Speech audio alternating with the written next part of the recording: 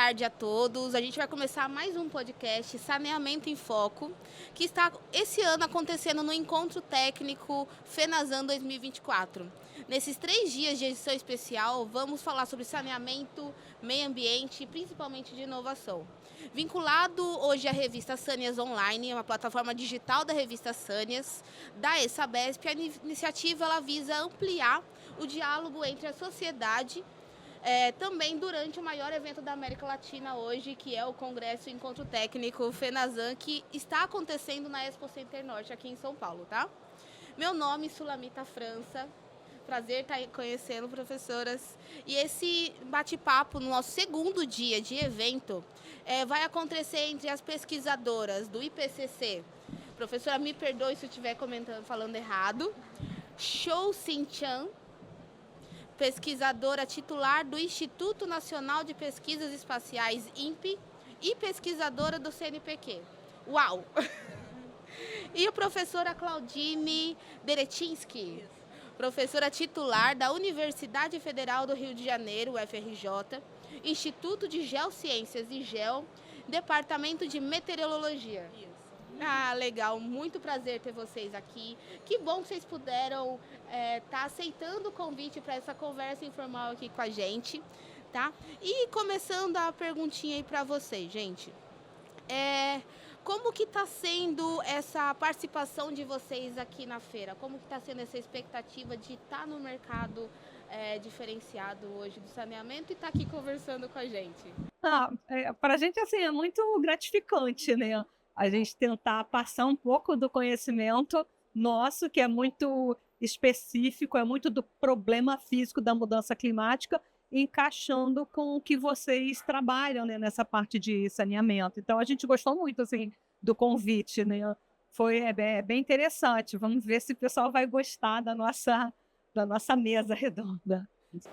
Eu acho que eu estou aprendendo, né? Porque é uma área que eu não tenho explorado muito, então eu acho que eu sou mais aprendendo do que ensinando. Né? E a gente com certeza aprendendo muito mais com vocês. Indo agora para uma pergunta um pouquinho mais específica. Qual que é a importância de trazer as questões do IPCC para o setor de saneamento, professoras? Então, a gente vai conversar sobre isso, né, daqui a pouco, porque a gente vai contar assim como são feitos os relatórios.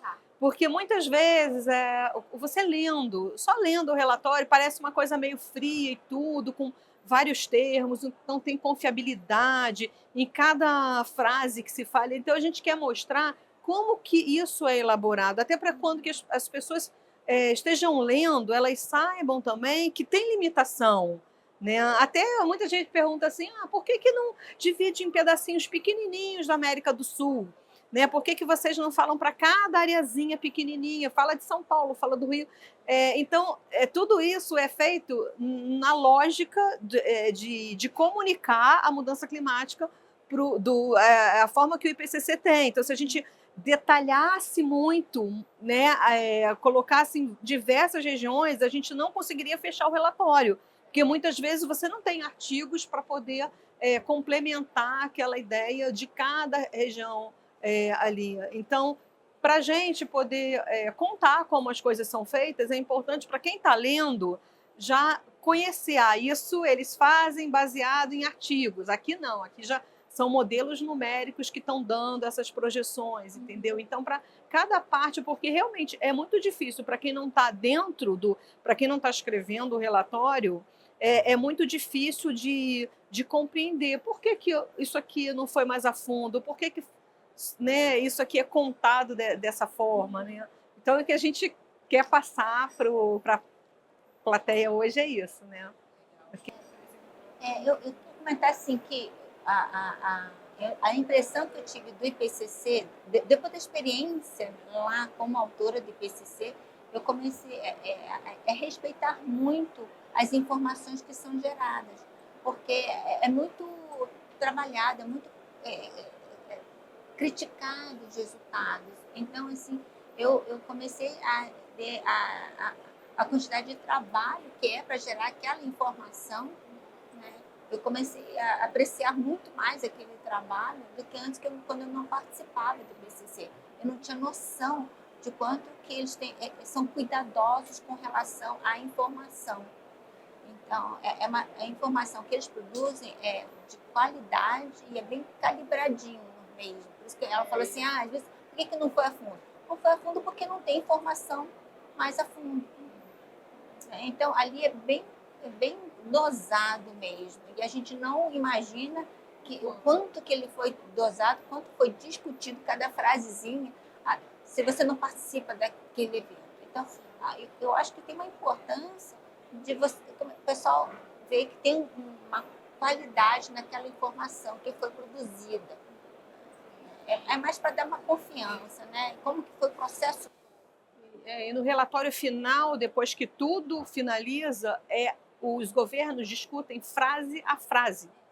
Cada frase é discutida e aí o relatório final que vai para os governos. Então tem muita gente olhando tudo aquilo que está escrito, né? Então é bem interessante. É muito dosado. Se você usar uma palavra que pode levar a uma outra interpretação, está errado. Então é muito cuidadoso. E tem muitas etapas que a Claudine vai mostrar. As várias etapas que passa até chegar aquele relatório. E é um relatório enorme.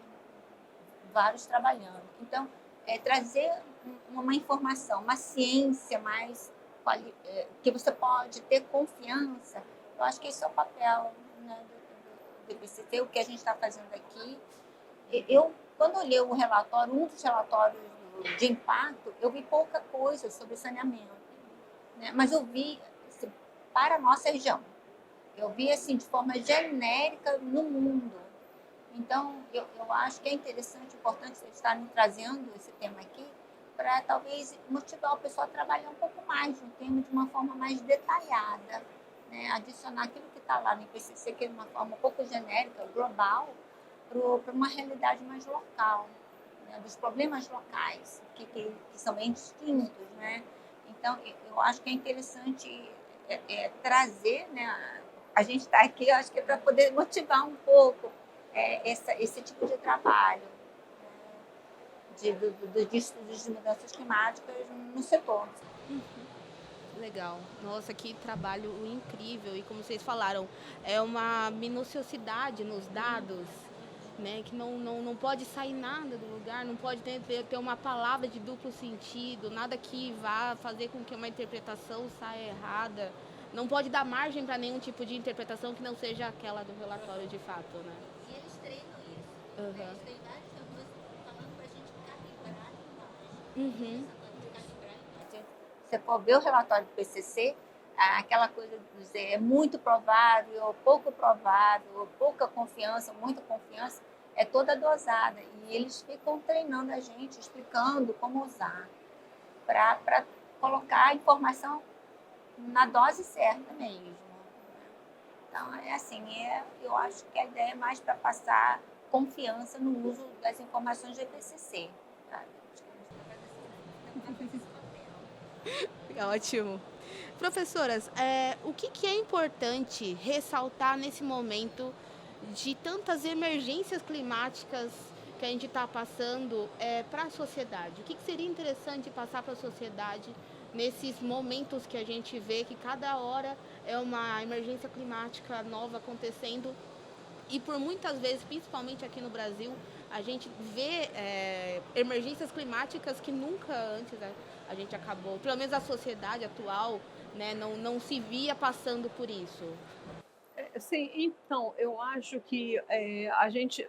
Não é que começaram os eventos extremos agora, a gente sempre teve, né, no passado também. Só que o que está acontecendo é que com o maior aquecimento da atmosfera como um todo, então você tem um aquecimento maior, você tem mais evaporação, você tem mais combustível para as tempestades. Então, já foi mostrado que o número de furacões vai continuar o mesmo, mas os furacões mais intensos vão ser mais frequentes. Então, assim, chuvas intensas aumentando no globo, na maioria do globo, as chuvas extremas ocorrendo mais. E muitas vezes sistemas que não são intensos por si só. Por exemplo, você pode ter um evento de vento, que não é um vento muito forte, ocorrendo uma chuva também que não é muito forte. Mas quando esses dois eventos combinados se juntam, então aí você tem aí sim você tem um evento extremo, né? Dessas duas combinações.